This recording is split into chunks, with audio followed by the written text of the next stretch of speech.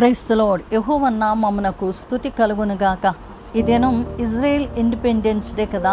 Israel independence డేని దేవుడు మరి ఎందుకు వారిని అంతగా ఆశీర్వదిస్తూ ఉన్నారు? ఏ దేశం మీదకి రాని దాడులు మరియు యుద్ధాలు ఆ దేశం మీదకి జరిగినప్పటికీ ఆ దేశం ఇంకా ఆ విధంగా ఉన్నది అంటే అసలు దీనికి కారణం ఏంటి? మనం ఆలోచన చేసినట్లయితే ఆదికాండం 12వ అధ్యాయంలో అబ్రహాం యొక్క ఒక్కని విధేయత వలన దేవుడు తన సంతానం అంతటిని కూడా ఆశీర్వదించినాడు. ఆ ఒక్కని విధేయతే ఎంత గొప్ప ఆశీర్వాదానికి కారణమైంది. ఎందుకంటే ప్రపంచ దేశాల్లో ఇజ్రాయేల్ చాలా చిన్ని దేశం. తుడుపు పెట్టాలంటే అసలు క్షణాల్లో అయిపోద్ది. కానీ ఎందుకంత దేవుని యొక్క కాపుదల ఉంది అని మన విషయాలు చూస్తే అబ్రహాంతో దేవుడైన యెహోవా మాట్లాడుతూ ఉన్నారు. ఏమనంటే, నీవు లేచి నీ దేశం నుండి, నీ బంధువుల వద్ద నుండి, నీ తండ్రి ఇంట నుండి నువ్వు బయలుదేరి నేను నీకు చూపించే దేశానికి నువ్వు వెళ్ళు. నిన్ను గొప్ప జనముగా చేసి నిన్ను ఆశీర్వదించి నీ నామమును గొప్ప చేయుదును. నీవు ఆశీర్వాదముగా నుందువు. నిన్ను ఆశీర్వదించు వారిని ఆశీర్వదించెదను, నిన్ను దూషించు వారిని శపించెదను. భూమి యొక్క సమస్త వంశములు నీయందు ఆశీర్వదింపబడునని అబ్రాహాముతో యెహోవా దేవుడు చెప్పి ఉన్నాడు. ఏ దేశానికి వెళ్ళాలో, ఎక్కడికి వెళ్ళాలో ఏమీ చెప్పలేదు.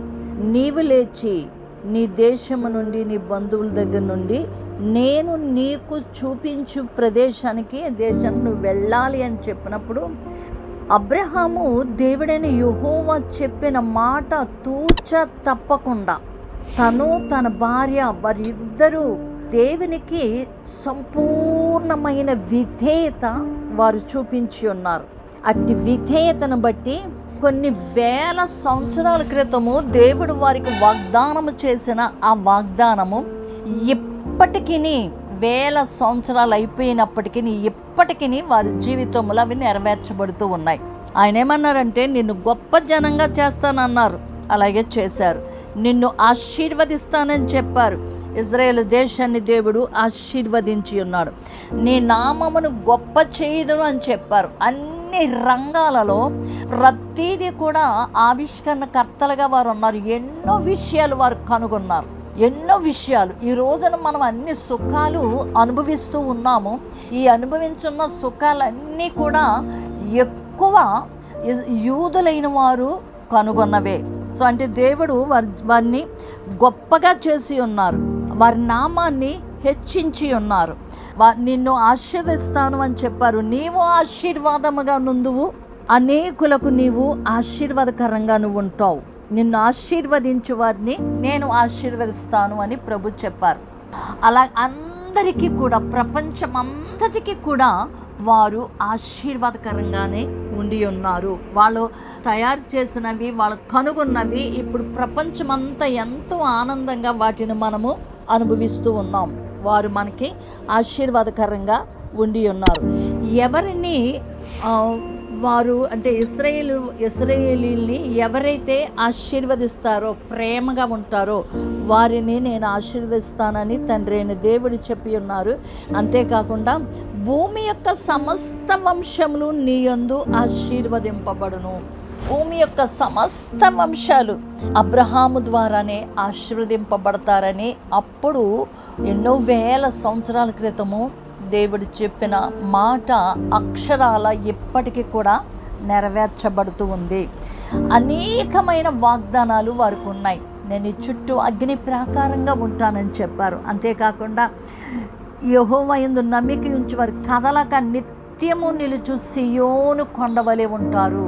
సియోను కొండ ఏ విధంగా అయితే కదలకుండా ఉంటుందో ఆ విధంగా వారిని ఆశీర్వదిస్తానని చెప్పారు. యెరూషలేము చుట్టూ పర్వతములు ఉన్నట్లు ఇది మొదలుకుని యెహోవా నిత్యము తన ప్రజల చుట్టూ ఉండును. యెరూషలేము చుట్టూ ఏ విధంగా అయితే పర్వతాలు ఉన్నాయో ఇశ్రాయేలు ప్రజలను నిత్యము ఆయనే వారి చుట్టూ ఉండి వారిని కాపాడుతూ ఉన్నారు. ఎన్ని విధాల యుద్ధాలు, ఎన్ని రకాల యుద్ధాలు వారికి వచ్చినప్పటికీ వారికి ఆయన ఒక రక్షణ కవచంగా ఉండి ఉన్నారు. వారు చుట్టూ ఆయన ఉండి ఉన్నారు, వారికి అగ్ని ప్రాకారముగా ఉండి ఉన్నారు. సో ఎన్నెన్నో వాగ్దానాలు వారి జీవితంలో దేవుడైన యెహోవా అబ్రహాంకి వాగ్దానం చేశారు. అదే వాగ్దానాన్ని తన కుమారుడైన ఇస్సాక్కి చేసి నిబంధన స్థిరపరుస్తూ వచ్చారు. అదే వాగ్దానాలు తన యొక్క అబ్రహాం యొక్క మనవడైన యాకోబుకి చేసి ఉన్నారు. ఆ వాగ్దానాలన్నిటినీ స్థిరపరిచి ఉన్నారు. ఇన్ని వేల సంవత్సరాలైన వాగ్దానాలన్నీ వారి జీవితంలో నెరవేర్చబడుతూ ఉన్నవి, నెరవేర్చబడినవి కూడా, ఎన్నో నెరవేర్చబడినవి. ఈ రోజున ఎందుకు అంత గొప్ప ఆశీర్వాదము ఇశ్రాయేల్ మీదకు ఉంది, ఇశ్రాయేల్ చుట్టూ ఉంది, ఇశ్రాయేల్ ప్రజలకు ఉంది అని మనం చూచినట్లయితే ఒకని యొక్క విధేయత, అబ్రహాం యొక్క విధేయత ఆ దేశానికి ఎంత ఆశీర్వాదకరంగా ఉన్నది. ఈ రోజున మనము కూడా మన యొక్క విధేయత మన బిడ్డలకు కూడా అది ఆశీర్వాదకరంగా ఉంటుంది. తల్లిదండ్రులుగా మనం దేవునికి విధేయత చూపించినప్పుడు, ఆయన అసలు అంటే ఎక్కడికి వెళ్ళాలి ఏమి చెప్పనప్పుడు ఆయన ఏం చెప్తే ఆ మాట చేస్తానని ఆయన విధేయత చూపించాడు. తరతరాలకి వేల తరాలు అయిపోయినప్పటికీ ఆశీర్వాదం వారి మీద నిలిచి ఉంది. కాబట్టి దేవుని బిడ్డలమైన మన జీవితాల్లో కూడా మనం దేవునికి అంత విధేయత చూపించినప్పుడు మన బిడ్డలను ఆయనే ఆశీర్వదిస్తూ ఉన్నాడు. అట్టి విధంగా ఇజ్రాయేల్ని దేవుడు దీవించి ఉన్నాడు, ఆశీర్వదించి ఉన్నాడు. వారి మధ్య ఆయన నివసిస్తూ ఉన్నారు, వారికి ఎల్లప్పుడూ తోడుగా ఉన్నారు. కంటి ఇశ్రాయేల్ని కాపాడు దేవుడు, కునుకడు నిద్రపోడు అని చెప్పిన విధంగా వారిని కంటికి రెప్పగా వారిని కాపాడుచున్న దేవుని నామానికే స్తుతి కలుగునుగాక. దేవుడు మిమ్మును మీ కుటుంబములను విధేయత చూపించటం వలన గొప్ప ఆశీర్వాదముతో నింపునుగాక. God bless you. మీ ప్రియ సహోదరి షారోన్ సువార్తరాజు. షలోమ్.